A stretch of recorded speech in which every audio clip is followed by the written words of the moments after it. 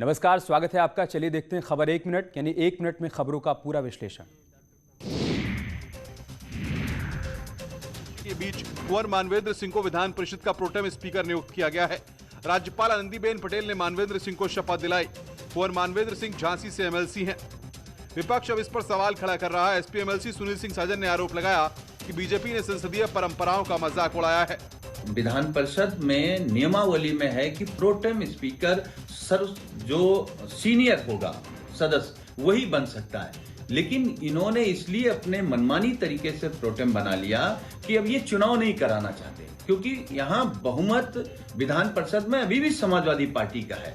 Samajwadi party ने इसको लेकर राजभवन पर भी सवाल खड़े किए हैं।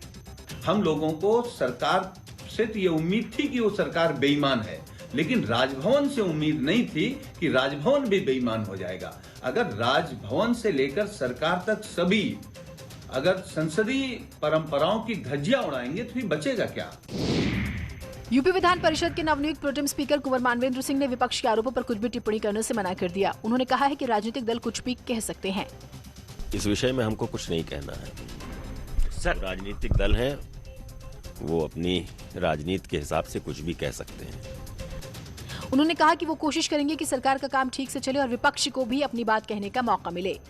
परिषद व्यवस्थित चले, सरकार के सारे काम होते जाएं और प्रतिपक्ष को अपनी बात कहने का पूरा अवसर मिले, इस पर हम काम करेंगे।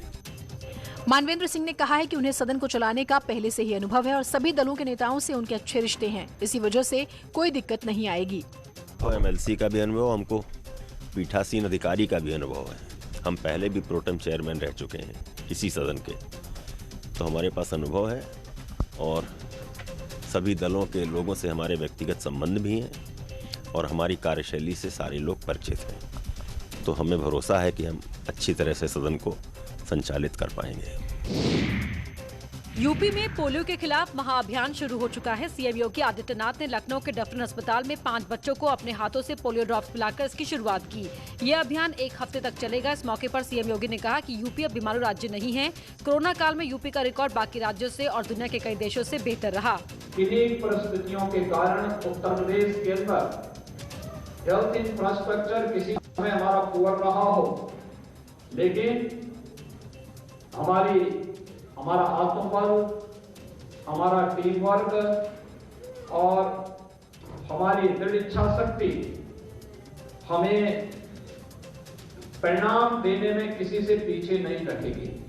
इस मौके पर सीएम योगी ने पिछली सरकारों से अपने काम की तुलना करते हुए कहा कि हमने 4 साल में 30 मेडिकल कॉलेजों की आधारशिला रखी और रेनोवेट किया।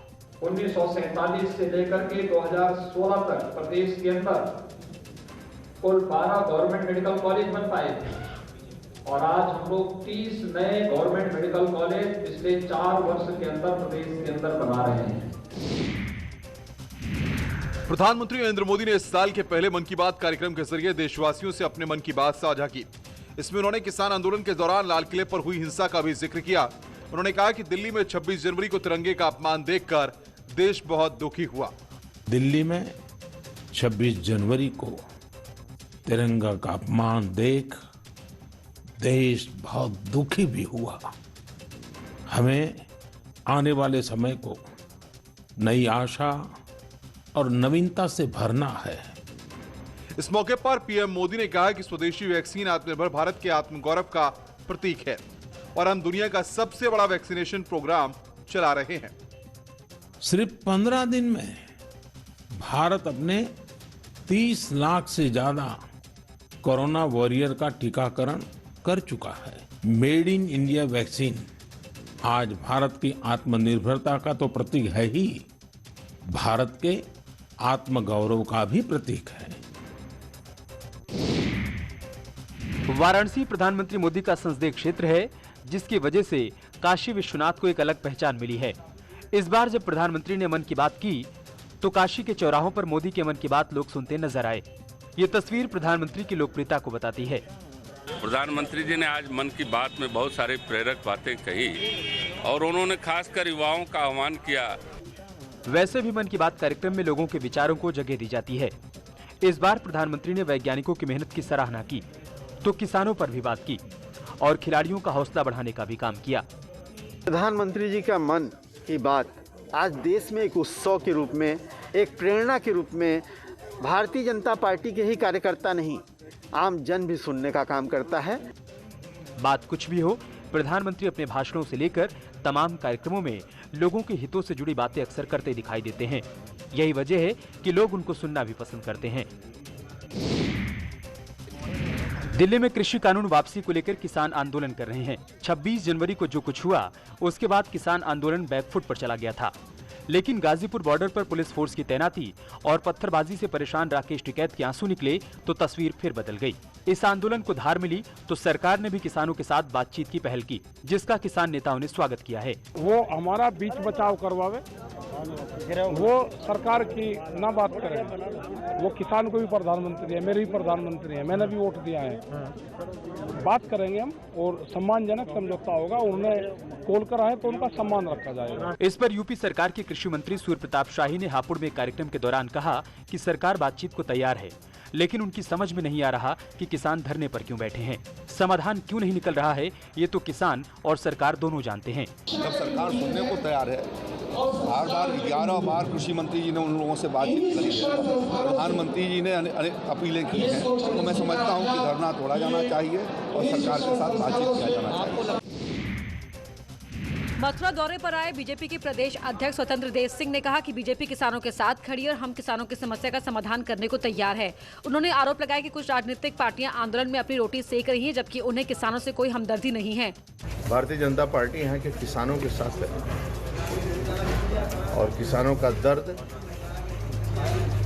भारतीय जनता पार्टी किसानों का दर्द है या कोई समस्या है, उस समस्या के समाधान के लिए सरकार तैयार है। लेकिन इस आंदोलन के पीछे जिस प्रकार से राजनीतिक दल कूदे हैं, अपना रोटियां सेक रहे हैं, वो किसानों के प्रति हमदर्दी नहीं है। स्वतंत्र देव सिंह ने कहा कि पीएम मोदी किसानों के सेवक के रूप में काम कर रहे हैं और ये अब आंदोलन खत्म होने की कगार पर है। लेकिन आदरणीय मोदी जी को किसानों के प्रति हमदर्दी है, किसानों के कल्याण के लिए, किसानों के विकास के लिए, किसानों के सेवक के रूप में काम करते हैं। इसलिए जो आंदोलन चल रहा है, आंदोलन के लोग पीछे खड़े हैं। अब आंदोलन समाप्ति की कगार पर। सोनभद्र में कृषि सुधार कानूनों और बेरोजगारी के मुद्दे पर विरोध प्रदर्शन किया गया। कांग्रेस के छात्र संगठन एनएसयूआई के कार्यकर्ताओं ने सरकार से कृषि कानूनों को वापस लेने की मांग की और युवाओं को नौकरी देने की भी मांग की। किसान बेतहाशा आंदोलन कर रहे हैं, हर तरीके से वो झेल रहे हैं। किसान अभी तक सड़क पे ही है। आज जो नई बाजार पे हम लोग पैदल मार्च किए हैं, एनएसयूआई के सभी साथी जो किए हैं, इसलिए किए हैं किसान काला कानून किसानों का वापस ले और नहीं तो नौकरी दे या डिग्री वापस ले स्टूडेंट छात्रों का। करीब 1 किलोमीटर लंबे मार्च में एनएसयूआई कार्यकर्ताओं ने नौकरी दो या डिग्री वापस लो के नारे भी लगाए। साथ ही केंद्र सरकार पर आरोप लगाया कि सरकार देश को आगे बढ़ाने में फेल रही है और अब काला कानून लाकर किसानों को कुचलने का काम कर रही है। भारत के पूर्व उपराष्ट्रपति हामिद अंसारी ने अपनी आत्मकथा में दावा किया है कि प्रधानमंत्री नरेंद्र मोदी ने उन पर हंगामे के बीच राज्यसभा में बिलों को पारित कराने का दबाव डाला था। अंसारी के मुताबिक उन्होंने हंगामे के बीच किसी भी बिल को पारित करने से इनकार कर दिया था, लेकिन वरिष्ठ सरकारी अधिकारियों के मुताबिक अंसारी के उपराष्ट्रपति रहते हुए यूपीए के कार्यकाल में 13 बिल हंगामे के बीच पारित हुए, जो 2007 से 2014 के बीच किए गए। तब हामिद अंसारी राज्यसभा के सभापति थे। अंसारी ने किताब में लिखा है कि एक दिन अचानक पीएम मोदी उनके कमरे में आ गए और बोले कि सभापति के रूप में उनकी ये भूमिका राज्यसभा से बिल पारित कराने में अड़चन पैदा कर रही है। अंसारी ने लिखा कि एनडीए को ऐसा लगा कि लोकसभा में उसका बहुमत उसे राज्यसभा के नियमों को दरकिनार करने का नैतिक अधिकार देता है। अंसारी ने दावा किया कि सभापति रहते हुए एनडीए सरकार राज्यसभा में कई बिल हंगामे के बीच पारित नहीं करवा सकी। इटावा में बीजेपी एमएलए और महिला बाल विकास समिति की सभापति सरिता भदौरिया को जान से मारने की धमकी दी गई है। पाकिस्तान के आतंकवादी संगठन की ओर से सदर एमएलए के मोबाइल पर व्हाट्सएप पर परिवार समेत जान से मारने की धमकी दी गई। विधायक ने एसएसपी आकाश तोमर के घर पर जाकर इसकी शिकायत दर्ज कराई। पाकिस्तान का नंबर है, जानकारी की तो पता लगा और उससे रात में व्हाट्सएप पे मैसेज आया था कि हम आपको, तुझे तेरे परिवार के सहित मारेंगे और छोड़ेंगे नहीं। और यही लिखा है कि तुम बच पाओ तो बच लो, तुमको पहले से आगाह कर रहे हैं और मारेंगे तुम्हारे परिवार के साथ। तो कप्तान साहब को बता दिया, दे दिया मैसेज। वहीं एसएसपी ने मामले को गंभीरता से लेते हुए विधायक की सुरक्षा बढ़ा दी है और मामले की जांच शुरू कर दी है। इस मामले में एटीएस को भी अवगत करा दिया गया है। सुरक्षा की भी हम लोग रिव्यू कर रहे हैं। उसके अतिरिक्त इस की भी हम जो जांच कर रहे हैं कि मैसेज कहां से आया और शीघ्र ही इस मामले में हम लोग खुलासा करेंगे। पीलीभीत में एक मौलवी ने एक शख्स को इस्लाम से बेदखल करने का फतवा जारी कर दिया। शोएब खान ने इलाके में हो रही गोकशी के खिलाफ आवाज क्या उठाई, मस्जिद के मौलवी ने उनके खिलाफ फतवा जारी कर दिया। इतना ही नहीं, बाकायदा अपील की गई कि कोई भी उनकी दुकान से सामान न खरीदे और न ही उनसे दुआ सलाम करे, और तो और कोई इंतकाल में भी उनके जनाजे में शामिल न हो। डॉक्टर शोएब खान उर्फ बच्चन, जो मुसलमानों के नाम पर एक बदनुमा दाग है, आए दिन ये मरदूद मजहब इस्लाम पर नुक्ताचीनी करता है। मैं बिरादरान इस्लाम से दरख्वास्त करता हूँ, इससे दुआ सलाम बंद कर दें। शोएब खान ने गोकशी और रामलीला ग्राउंड पर कब्जे को लेकर सवाल खड़ा किया था, जिससे उनके समुदाय के कुछ लोग नाराज हो गए। करीब 28 गाँव में गोकशी हो रही है अपेक्षित रूप से। कम से कम 140 गाय हुआ यहाँ पर कत्ल किया जा रहा है। कत्ल करने के बाद में उसका गोश्त रजागंज में बेचा जा रहा है। यार रुक रहे एक छोटे से ब्रेक के लिए, लेकिन ब्रेक पर जाने से पहले आपके लिए एक जरूरी बात कि